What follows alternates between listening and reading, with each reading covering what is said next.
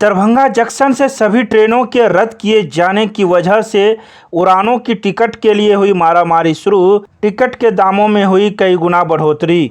अग्निपथ के विरोध में हिंसक प्रदर्शन होने का सीधा असर आम लोगों पर पड़ रहा है। दरभंगा जंक्शन से सभी ट्रेनों के रद्द किए जाने की वजह से उड़ानों के टिकट के लिए मारामारी शुरू हो गई है। जरूरतमंद लोग अब ट्रेनों के बजाय हवाई जहाज से यात्रा करने को मजबूर हो गए। इसके लिए यात्रियों को भारी भरकम राशि चुकानी पड़ रही है।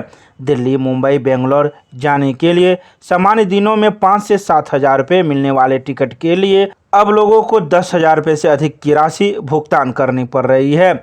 युवाओं के आंदोलन के कारण यात्रियों की जेबों पर अतिरिक्त मार पड़ रही है। दरभंगा से दिल्ली के लिए उड़ान भरने के लिए भी यात्रियों की जेबें हल्की करनी पड़ रही है। दिल्ली के लिए भाड़ा 19 हज़ार रुपये से अधिक की भरकर लोगों की यात्रा करनी पड़ रही है। वहीं मुंबई और बेंगलोर, हैदराबाद के लिए भी भाड़ा आसमान छू रहा है।